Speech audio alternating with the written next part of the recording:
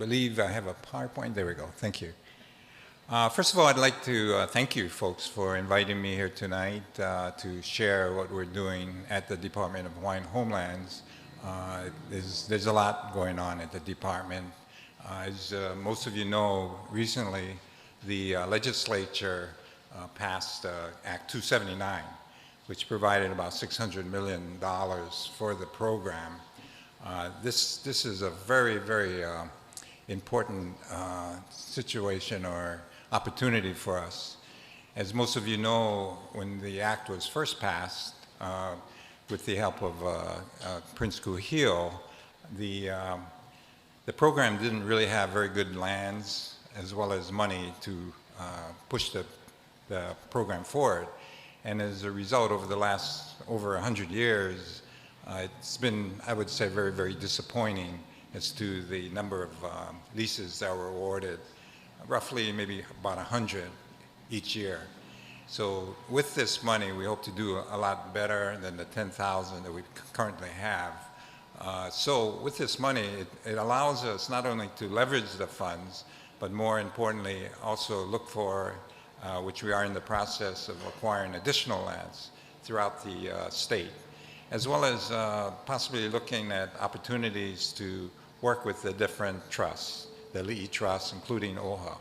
So just to kind of run through some of the projects that we're doing.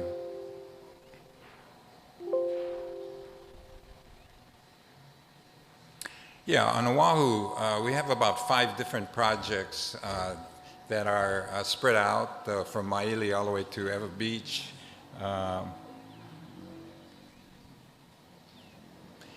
I think the more recent one that was in the news was our groundbreaking involving Kaulu'okahai. This, I think, is a real tremendous opportunity, not only because of the location. It's surrounded by 4 other homesteading communities, but it's also in a very ideal location next to UH West Oahu, next to the TOD station that's now in operation. We have, Kamakani Ali'i. We also have the DHHL's administrative office, as well as just a whole area that is, we also have the Kroc Center. And so there's a variety of projects that we're moving forward. This particular one, because of the, I guess the expertise that I bring to the table as a developer for the last 20 years, I noticed that the department in their moving forward was doing it very, very piecemeal. In fact, the more recent award was just for the construction for that yellow piece or parcel. And so what I did was we combined all 4 parcels, both C, D, E, and F, whereby we're going to generate over 548 new homes. And so the idea there, again, is to do it all in not only the infrastructure, but also the vertical construction. And we're using not only our Act 279 monies, but also funds from the legislature in the form of CIP. So this is kind of a new approach. The green parcel on the bottom, we're looking to do multi-units as well as townhouses. We'd like to work with the different organizations to kind of increase the models that are being generated rather than just 3, 4-bedroom homes. And so also on the blue parcel adjacent to Parkway, we're looking to do maybe mixed use, where we have commercial on the bottom and housing on top. And so this is kind of I think a very great opportunity where we put out an RFQ or request for qualifications. We identified 3 developers. We choose the first one, make sure he fits what we're trying to do, and then moving forward.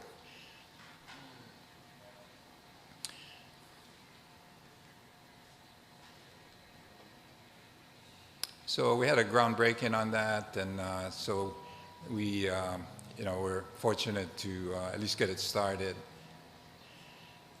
The other parcel next to Kapolei High School is a parcel that used to belong to HHFDC. We acquired it using Act 279 funds. So we're going to put in 60 single-family residential with phase 2 of Kaupea. And this particular project, we're going to use the LIHTC, or Low Income Housing Tax Credit, rent to own, whereby we address the people on the lower half of the wait list that are more income challenged. And so with this one, they don't have to pre-qualify for a $450,000 loan. All they got to do is, based on their income, they become a recipient and a tenant.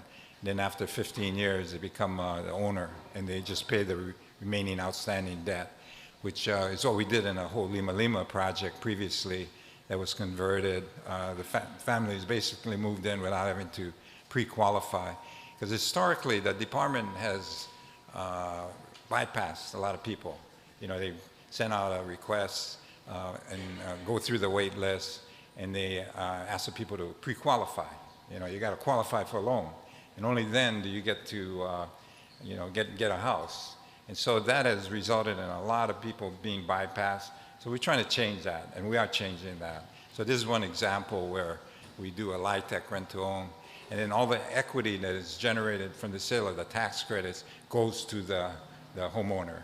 So that's resulted in some major, I guess, equity being generated by this approach.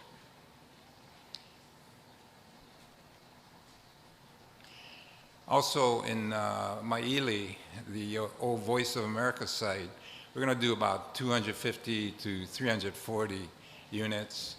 If you notice kind of the ulu ke kukui in the top left corner, that is already in existence. We're converting that from 80 units to 40 unit rental project for people on the wait list. This is kind of like a pilot project for us. We're working with Lilo Homes. They have the certified kitchen there, and hopefully they can move forward with their daycare center in some of the offices adjacent, where they can service hopefully maybe 40 kupuna. So that we're also working with CNHA and OHA. I'm hoping we'll also take an office there, and various other service entities, Hawaiian Community Assets. So it'd be kind of like a multi-service center where people that are renting and are coming off the wait list can be better prepared for home ownership. So it's kind of a process. As soon as they get prepared, they can then move into a homestead, and then we move in other people off the wait list to also go through this transitional housing. This is another piece of property we got from the feds. We're going to do roughly about 600 acres. This one is nice. It's by Eva Beach Golf Course, close to the ocean, great location. So it's just a matter of getting it done and creating more homesteads for, I guess, with respect to our wait list, the majority of them are on this island. So we do have kind of these kind of projects that will really be helpful in getting that wait list down. This is kind of a new concept. Again, because of our limited resources regarding land, one of the things that we're trying to do is better use the limited lands that we have. So one way to do that is to build up.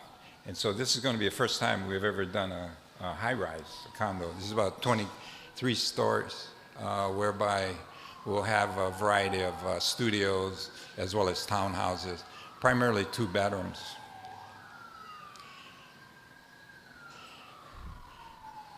So we're kind of excited about this one in that, again, it's Stanford Carr is the developer.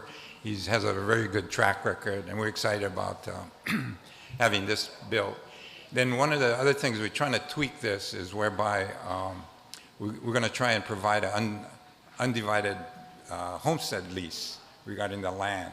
So even though the financing requires a certain process over a 15-year period regarding compliance, by issuing a homestead lease for the ground portion to the occupant, they can then not only receive the equity generated in this particular unit or condominium unit, they can also pass it on to their successors. So that's something we're working on. You know, the financing might preclude us from doing that, but we're still going to try and see if we can get this done. And if so, then we'd probably use the same approach for some of our multi-units, townhouses, as well as mid-rises. So this is kind of the first time. This is something else that we're kind of looking at is you know, we really want to focus on kupuna housing. We have about 10 different sites that we'd like to partner with Lunulilo Homes. But one of the things as a developer, which has always been a challenge, is you can build kupuna housing, but it's very, very expensive to provide the services. And so typically that's why a lot of people don't build kupuna housing. Well, the solution to that is to locate the housing close to an existing medical facility, like the Waiʻanae Coast Comprehensive Center, this. And so they have all the services as well as health care, as well as you know, various programs that can be available so that the person can age in place. But in addition to that, what we'd like to do is also build another tower involving student housing as well as faculty and workforce housing, so that not only can the students assist the kupuna, but also get their degrees, get their licenses in a geriatric you know, field that I think there's a tremendous need, and to me personally is really conducive relative to the Hawaiian culture. So there's something where, you know, I think it's a great fit. And then with Waiʻanae Comp being this, and all of this is DHHL lands, with Waiʻanae Comp also expanding there, and I'm sure they're going to go into this later tonight, but the idea of sustainability and growing food, processing, warehousing, as well as in distribution is something that they will focus on. So just a collection of different activities I think really makes sense for this development. You know, in Kauai, we have a couple of projects, one in Anahola and another one in Hanapepe.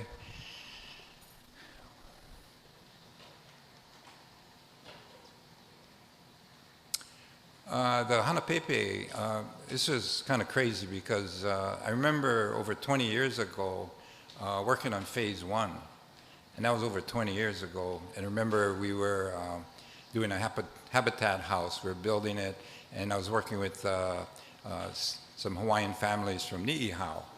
And so one of the things I learned from it is that the houses we were building were too small. So we quickly made an adjustments to satisfy the kind of clientele we were serving. But the thing about this one is through that 600 million, we're able to get into phase 2. And so that, again, this one was just awarded regarding the construction of the infrastructure. So we're going to go out and award the vertical construction and make that kind of consolidated, and then making the 82 residential houses available a lot quicker. So that was a recent dedication. Then this is another thing that we're getting into is creating what we call kuleana subsistence ag lots. And these are smaller lots. But I think with the reality of commercial development in farming, it's very difficult to be competitive and viable.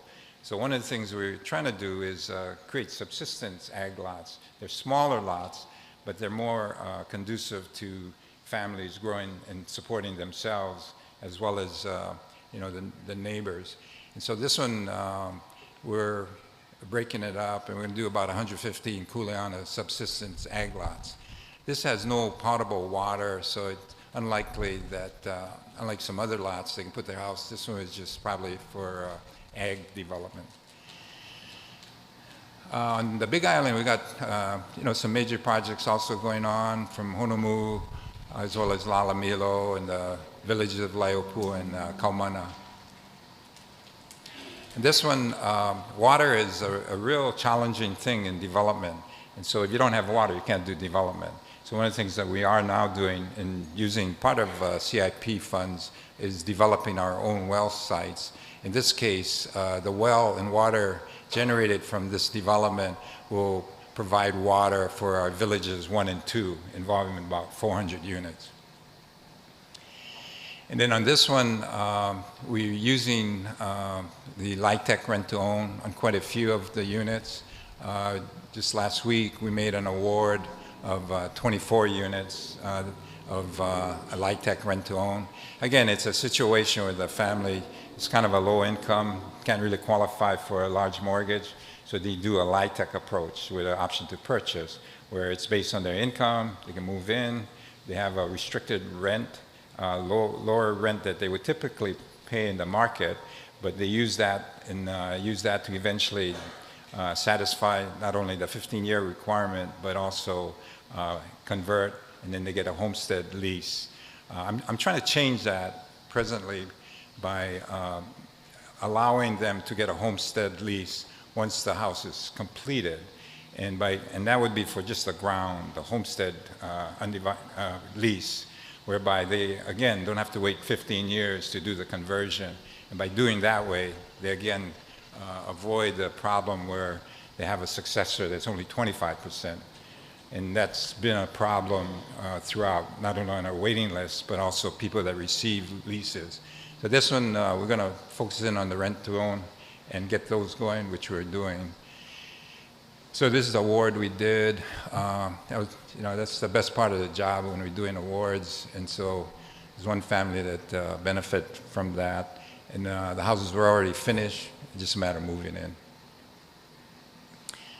So this one is, again, using the bigger and larger approach with developers. Villages 1 and 2 involve 400 units. And then Village 4, the yellow portion, the infrastructure is pretty much done. So we're going to combine for a total of 525 and get those out pretty quick. And similarly, with the LIHTC situation, what we're going to do is just pretty much award undivided interest awards of homesteads up front. So we don't wait till the construction is completed to make the awards, because that'd be horrible if in the year and a half that it's under construction, the recipient suddenly dies and without a lease. So instead of doing that, we'll issue the lease up front, and then as the units get completed, they make a selection. And so that is one thing that we're doing that we hope to kind of avoid some of that situation, like the Kalima case. That's a good example. The state had to pay like $328 million to people on the wait list. And even the wait list, about a third of those individuals have already passed away. So when we talk about emergency proclamation, and I know there's some concerns about that, I think personally that for Native Hawaiians, there is an emergency. And we should be given the ability to move forward in a quicker pace, carefully. Obviously, we still do Chapter 343, and we've got environmental, make sure our archaeological sites and EV are protected. But at the same time, procurement, selection of vendors and all that, we should be allowed to move forward quickly. So that's something that we're going to try and capitalize on in our development. So this is Panieva. This one is a subsistence ag lot, where we made awards of 16 or 15 half-acre lots. And again, the idea there is to award a subsistence ag lot that a person can grow things, as well as, because it's a farm lot, they also can have animals, but of a size that really makes sense. So for half an acre, all the way up to 3 acres, we're going to do this approach and make awards where people can grow and sustain themselves, as well as have animals. And so we're finding that this has been a very popular approach, and it also makes more sense. So this is kind of a new approach, but I think it'll work. Because when you compare it to, say, like Molokai, where we originally, when the program started way back in the 1920s, they used to do 40-acre lots. And if you go there today, you see, kupuna in a small house, and then maybe half the yard mowed. All the rest is just growing wild, and it's really a maintenance problem. So that we want to avoid. Again, Honomu, we're looking to do more subsistence ag lots in this phase where we'll do about 16.5 acres, then also some more about 61-acre lots. Again, subsistence, a great location. This was really a site acquisition. In Kaumana, we were able to acquire some additional lands to add to our inventory. In Waimea, Lalamilo, we've had a problem with the military and their unexploded ordnances, so we needed to clean up and assure the recipients that the area is safe. So over there, we're going to do about, in the green area, about 151 residential. The blue area represents houses that are already built. For Maui, we've been very active over there. There's the Honokawai water well development, Waiʻehu Maka, all the way to Keokeo, Waiahuli. A lot of potential projects. This is kind of a new one where, well, not new, we've used this approach. When I was a director, we did this approach where we acquired non-DHHL lands, and by putting in our inventory, it already becomes entitled. So we don't have to go through all the rezoning and costly process of getting it changed. So this one, we kind of used the sale of affordable housing credits to help purchase the land, as well as we used some of the CIP funding, as well as Act 279. This is the first project we used, Act 279, which made this a reality. And so on this one, we're doing about 161 units. And on this one, this is a good example where we don't want to bypass anybody on the waiting list. So what we did on this one, we set aside so many lots for Habitat for Humanity. So we're going to do maybe 20, and then also lots for finished lots for owner builders, because we have some people on the wait list that figure, hey, I got the skill set and friends who can build it. So we'll give them a couple years to get it done with a deadline, and then also certain standards so it meets the community standards. Then what we also are doing is, again, the LIHTC rent-to-own. So we're requiring developers to use this approach, use a variety of approaches that make sense. And then we also have the regular turnkey, and then with Act 279, we can subsidize some of the costs of these mortgages for the turnkey so that we can qualify more people coming off our wait list. So the net result is when we go to the wait list, they'll have these 5 different categories. We'll fit you in the one that makes sense based on your economic situation, and thereby not bypass anybody. So that's the idea. Use this, require the developers to use this approach. So this particular developer was unfamiliar with LIHTC rent-to-own, and so I said, well, if you want the project, you got to learn it. So they brought in a developer that does know how to do it, and so they'll have all the different models available.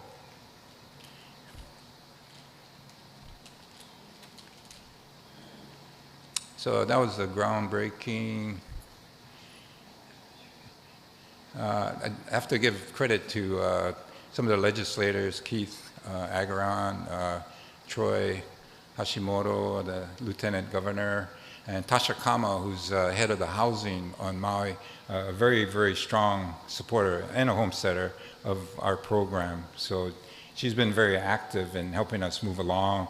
She, for the first time, a city council or county council has actually set aside money for our program. So they actually dedicate 20% of their GET taxes to DHHL infrastructure. So that was the first time. I'd have to say the City and County of Honolulu also has done that recently this year, providing us with $20 million, again, for infrastructure.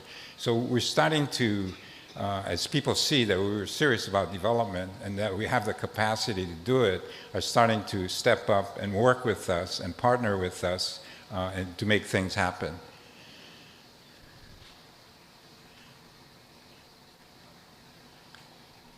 So this is an additional project, about 207 units, right above the one that I just showed you. And then this is another one, it's actually phase 5 of our Waiʻehu Ko existing homestead. And this one is going to result in over 400 units. And then in Lahaina, as we all know, a lot of bad things happen. But there was one thing that really stood out, is our Le'ali homestead. Of the 104 houses, and that's right adjacent, only 2 burned down. All the rest survived, with some roof damage in some cases, but they survived.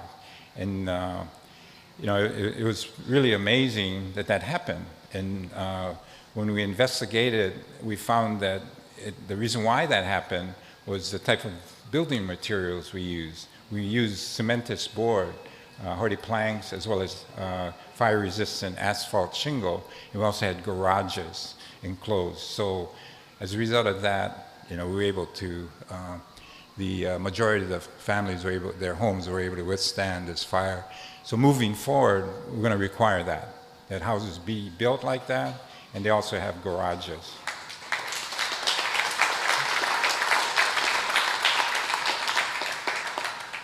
So in this one, there's about 250. I do have to reach out to the community and the leaders over there, because we're talking about over 1,000 new houses in Maui. Now, I don't want to feel like they're being just overwhelmed by all this development. I think it's important that we go at a pace and we also get the community input, because that's very, very important. But we also have to, address the 4,000 on our waiting list over there. So, it is part of prior to the fires, something that our commission had already authorized under our strategic plan, which was required, which identified these projects as well as allowed us to add the 2 other projects. And so,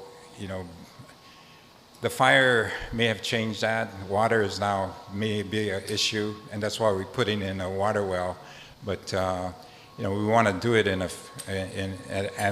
a pace that is not overwhelming. But I do see this as an opportunity to provide construction jobs. We have about 700 homesteaders there. Another area we're looking at is what we call accessory dwelling units, where a homesteader can put a accessory dwelling unit on their lot, and they can rent it to a Native Hawaiian family. And so they can either do it as a standalone, an attachment, or partitioning their upstairs from the downstairs and adding a separate entry. So that's something that we're going to try and assist the homesteaders that are interested in doing that with not only funding, contractors. We're trying to emphasize Native Hawaiian contractors, give them the jobs, and so create work for them. So that's very important, that we not only provide affordable housing for those that need them, but also the employment opportunities for our workers and contractors out there that are Native Hawaiian. So this is the same project. Then this one, again, subsistence ag lots. We're going to do about 50 of those. I think this one about 2 acres. On the light yellow is some residential. The red is an industrial park. So this master plan, such that we're doing more than just homesteading. We're going to do some commercial on that. Then this one is Keokeo, Waiahuli, and Kula. The red portion is already done. Phase 2A and 2B, those, we got close to $40 million in CIP funds, so we're going to proceed with that. But we're also going to include a developer to do the vertical construction. So this, again, is it's very challenging, but I think the fact that the legislature has stepped up and provided us with a lot of funding is a good sign, and we hope to continue that, working with the legislature. Now this one, I put this up partly since I'm here in front of OHA. I thought, well, you know what, let me plant some seeds with you guys. And so this particular project has 3 parcels, one that's owned by Weinberg, one by Gentry, and one by Bob Mills. And we're in the process of acquiring it. And so this one is already entitled. So one of the things that I was thinking that OHA might want to consider is getting into housing themselves, acquiring some lands on their own rather than relying on DHHL, especially land that's already entitled. So you don't have to rely on our, making the lands entitled. It's already entitled. So if you acquire the lands, and on that blue one you could do about 300, the orange is about 200. So you have a project involving about 500 units. So if we were to join forces, we do the development, you guys have the control of the fee, you can decide what you want to do with it. There may be some legal issues regarding making that available to the less than 50% Hawaiians, but I would say think outside the box and go for it. you maybe push for some legislation in Congress that might help facilitate and protect you, but why not do it now? And so when you talk about getting into affordable housing, I think it's about time that you also use your funds to acquire lands, as well as you can access the same money I access, the tax credits, the bonds. You guys have your own bonding authority. You can issue loans. There's a whole bunch of things that your beneficiaries would be entitled to. I'm restricted to the 50%ers, but we all know there's a lot of people less than that. And so how do we service them? That's where maybe you guys can, in thinking outside the box, work with us, and I invite you to consider that. This is another one that, again, trying to plant seeds there. This particular project is also entitled. It involves housing, and it also has an entitled area where you can put up a hotel. And so when, that, again, is something that you could get a developer to do both. With respect to the hotel, you guys have your bonding authority. But under Chapter 10, you also have the authority to exempt yourselves from taxation, both state, county, and municipal. Not federal, but when you take that into account, as well as maybe finance the whole hotel using your bonding capacity, you not only create a revenue stream, but you create jobs, as well as opportunity for maybe workforce, Native Hawaiians that live right adjacent to it. There's a commitment of schools right up the street, and a lot of other amenities besides this beautiful golf course right adjacent. So that also is entitled already. So again, I'm just throwing out things for you guys to think about. Getting into the hotel business would be great. On Molokai, we have a couple of projects. Again, part of the problem with the large lots that are kind of unusable, so we're breaking those up and issuing smaller lots, ag lots. So these are examples of these 40-acre lots that we're breaking up and issuing out more, getting more people off the wait list, the ag wait list. And then this is another agricultural subdivision we're doing in Molokai. We set aside the funding to move this one forward. Then a couple, community buildings. Did a veteran center, which is being shared by the Veterans Affairs as well as homesteads. The Lanakeha Center.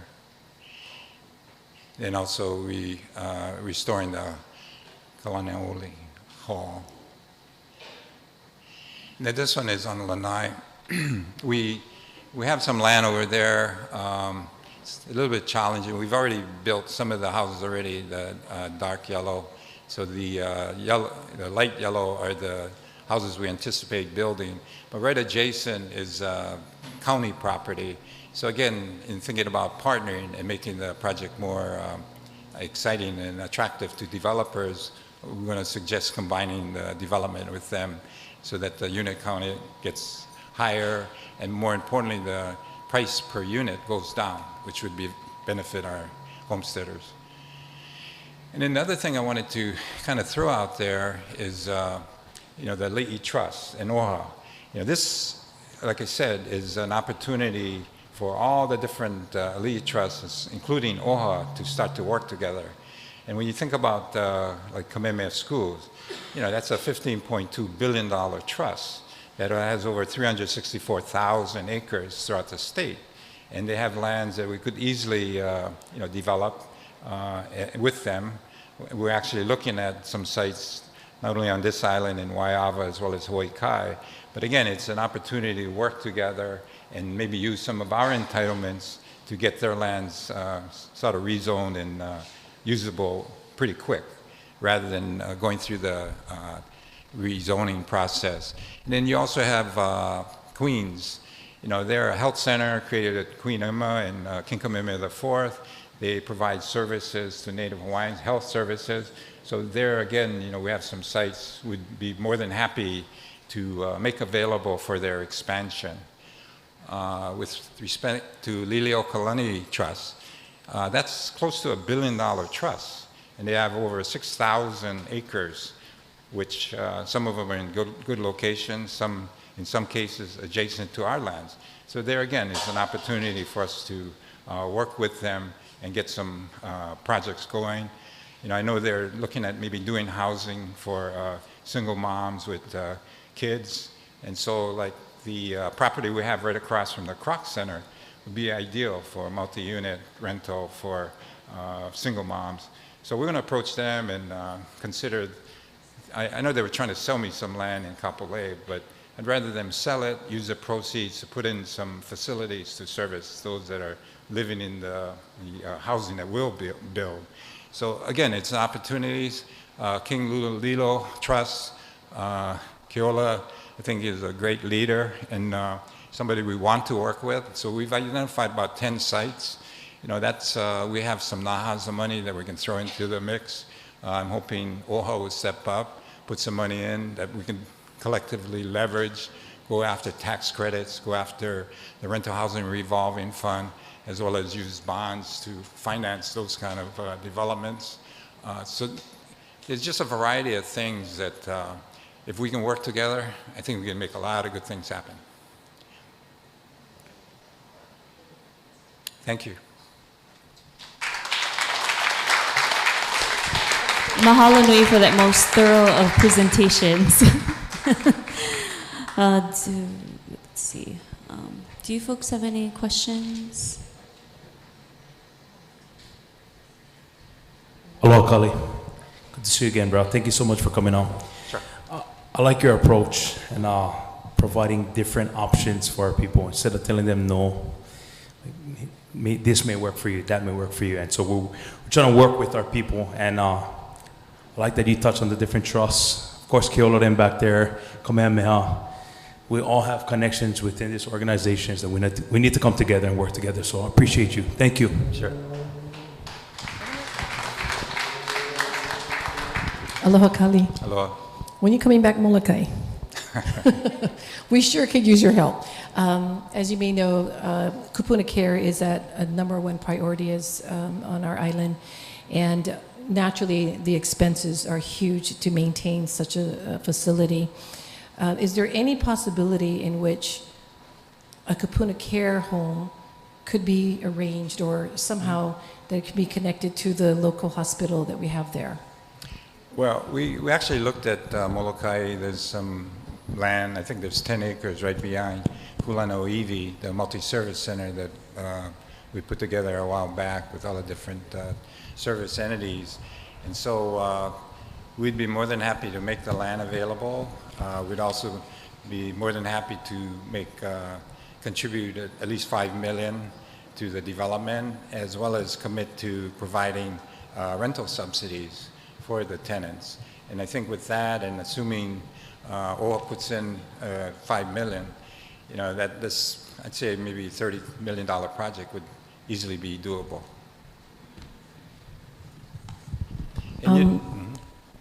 That is amazing. I know there's another development coming up that I think it was near the airport. Sorry. When is that anticipated to begin breaking ground? The airport? Yeah, I think it's closer to that. I forgot the name. It just slipped my tongue. But it's Naiva. That's it. Yeah, that's ag. Oh, ag. Yeah. Okay. Now, with the 40 acres that I now realize what you said, that they're able to you're going to start breaking it up.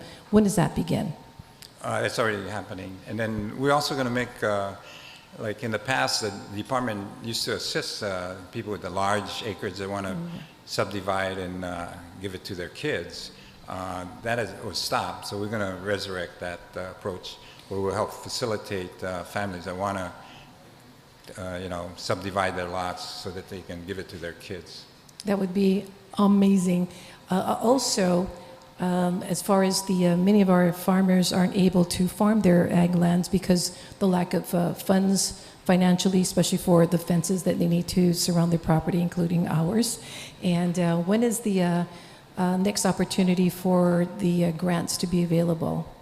Yeah, well, we have a Native Hawaiian Rehab Fund, and the idea is to, when we make out these awards for the subsistence ag lots, part of the deal is if you receive some counseling and training from the UH Ag people, we'll give you $5,000 to help buy your equipment and what have you, so that not only are you knowledgeable about the process, but you have the equipment to move forward. And this is for the subsistence type ags. That's terrific. Thank you so much.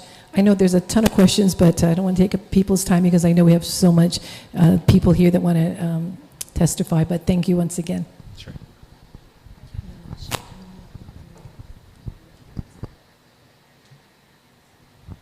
Thanks for the presentation, Kali. Excellent work. I think when you were talking about Lalamilo, you had talked about talking with the United States about cleaning up. Right. I just wanted to hear what it is. We've got things like Puhakuloa, and with rain, the radioactivity is coming down on my island. Yeah. When I looked at Makua Valley's history, all the bombs missed Makua, went over the ridge to Pahe'ehe'e, Hawaiian homelands. You know, I've got a whole list of these things, and I'm just wondering if you have begun some kind of discussion with the U.S. military. Are you pursuing something? I'm prevailing on our board to proceed to the federal district court to get the court's assistance, because we've got significant toxicity from U.S. military. Right. The only island that is all ceded lands, Kaho'olawi, is gone. We never cleaned them up in the first case. Now, I'm just wondering, you know, what's happening with Lalamilo, and is there any kind of meaningful discussion with the U.S. Oh yeah, military? we're just about finished with the discussion, working with the Army as well as the Department of Health. So we anticipate getting approval that, and basically that the lands are safe to proceed, probably before the end of the year. So we're going to start construction. Lalamilo, a lot of the infrastructure is already in, so it's really we just got to touch it up and then start the vertical construction. So I want to get that going as soon as possible. So you did not have a residue from bombing and No, what we have? We inspected it, and it's safe. And then the other thing is, one of the problems that generated was FHA wouldn't provide loans. So my feeling, as long as we feel comfortable that the land is safe, and we'll inspect it and we'll assist in making sure that it is. Even if the FHA is going to hesitate, we need to start using our own funds and not rely on federal funds or loans to move our developments and homesteaders and homes. So we have about 40 million in funds that we could use to provide direct loans. Okay. I just had one other thing. When you were talking about Bolodrome, I've been following. You said that there was something that might preclude the financing? No, that particular project is financed by tax credits, Right. as well as bonds, as well as rental housing revolving fund. And so because of the tax credits, because it's this equity that's generated from the sale of that tax credits, which pay for about 40 to 50% of the cost of construction, basically it's free money. They require that it be rented to people of a certain income, low income. You can't exceed it. And so you have to have that and follow that for 15 years.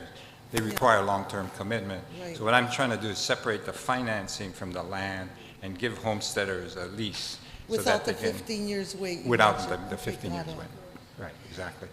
There's 9 trustees on my board. Only 5 is here.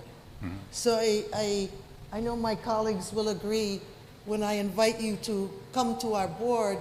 Many proposals, I think, here are presented that would be excellent for some collaboration. And as you know, OHA has not really been too much involved in things like housing. So I hope that you will come when we have the full board, and let's maybe take a deeper dive and look at some of these things we can collaborate on. Good Well, job. I'll come to the board with specific projects. How's that? Bring them on. Make And- sure you have the sheets. And now I'll be towing Kaleo with me.